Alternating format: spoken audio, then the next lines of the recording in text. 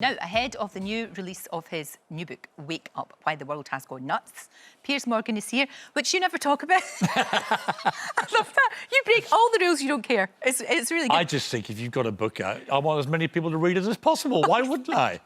But you were right. When they got here. You started it, though, didn't you? And then, obviously, the pandemic happened. Yeah. And did that change the direction of it a wee bit? A little bit, in the sense that, you know, I'd done The World's Gone Nuts as a constant thing on Good Morning Britain, because there were so many sort of mad stories where it seemed to me that we were involved in an ongoing culture war where, in the end, a small group of very noisy, very woke people had decided that they were going to dictate how we all lead our lives, how we speak, how we act, the words we use, the jokes we are allowed to find funny, the TV shows, the movies, everything, our hairstyles, everything had become a culture war, where actually, in the end, if you didn't do exactly what they told you to do in every single way, you would get cancelled.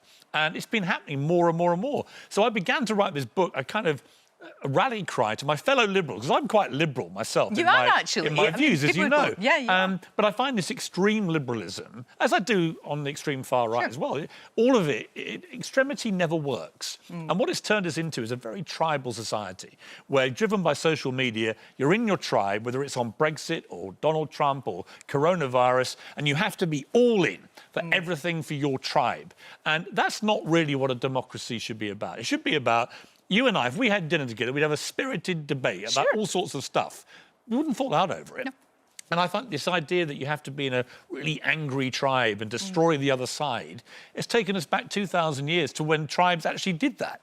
Yeah, you're right. And it's that thing of, like, you were, I know he doesn't follow you anymore, Donald Trump, but you were friends with Donald Trump. Therefore, you were that kind of person. You had to believe a great big long list and you weren't allowed to believe anything else. Well, in fact, that's crazy. Well, in fact, I've written over 100 columns for the Daily Mail on Trump, and at least half have been negative and critical. Nobody cared about that. They just thought if I was ever fair about him, then the tribe that hates him, you were the enemy. And conversely, when I criticised him, the pro-Trump tribe hated me too. You end up being hated by everybody, which is fine. It's a position I found myself quite comfortable with over the years. But then the pandemic struck, and I thought, OK, this is horrendous on so many levels.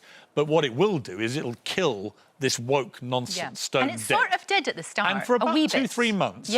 There was none of it, was there? We went back to being actually very community-spirited, helping each other, coming out, clapping the NHS, looking after friends and family, reconnecting in many ways. And I thought, OK, well, this is one good thing to come out of this.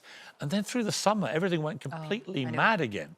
And I feel we're right back in there with this very angry, determined woke brigade, who are a small number of people. But they're noisy. But they're very noisy, and they just want us to lead our lives in their way. And that is not, I'm afraid, how a democracy should work. Which is a shame, because of those voices, you know, the really extreme voices, things that should change and have to change, sometimes that gets lost. You know, the sort of nuances get lost. The most important things in life get lost, you know, and whether the debate's about... I cover all the debates. It's now a diary of this year, which ends in July. I could have written 5 volumes of diaries, but it also has shone a light, I think, on all the issues from gender to racism to feminism to masculinity to, you know, to everything, really. What the pandemic has done, it's sort of exacerbated all these things. And now we have to have, I think, we have to go back to having proper democratic debate. You've got to have the right to have an opinion I find may be wrong or even offensive.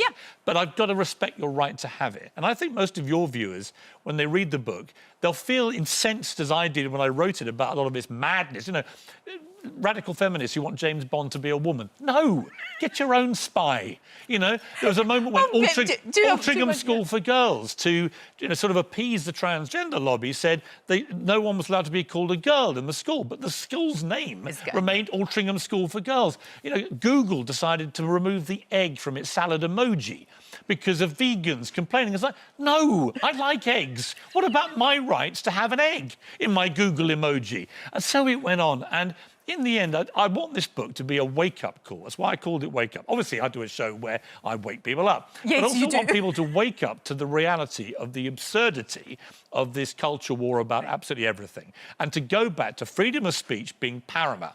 You're allowed to have your views, I'm allowed to have mine, but we should respect each other. That's the word, respect. That is absolutely the word. Now, look, can it backfire? Because we are now 169 days, I believe, when you know government minister, including the Prime Minister, obviously, has appeared on the show. Are they scared of you? Is that why they won't come on? Lorraine, it's pathetic. It is pathetic. It's a dereliction of a democratic duty, and it happened after day, we held them to very vigorous account about you put their policies. feet in the fire, you sure did. And by the way, policies that they were getting completely wrong, whether it was on PPE, whether it was on quarantine, whether it was on wearing masks, whether it was on letting people fly in from corona-ravaged countries. And we're seeing the same mistakes being made now. And I think people have seen through this government. But I want the government ministers to come on and to hold their feet to the fire, because, frankly, if they can't handle a rough and tough interview on a morning TV show, how can they handle a pandemic?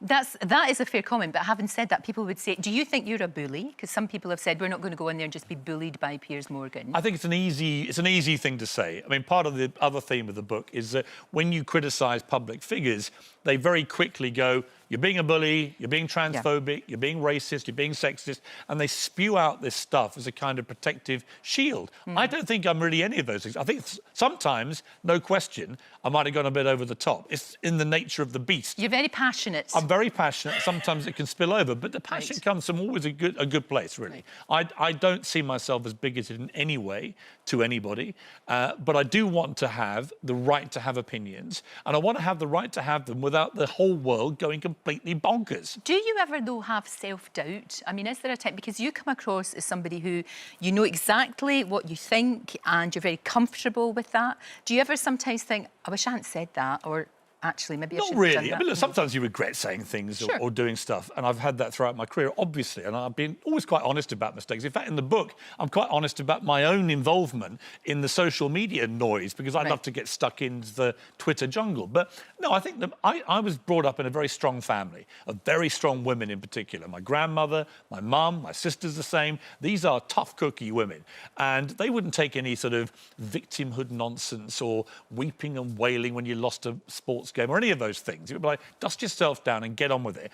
And, you know, one of the things I talk about in the book is the way we go about preparing kids now for the adult world really concerns me. We know that anxiety rates are through the roof with young people. And they're very anxious about regular life stuff.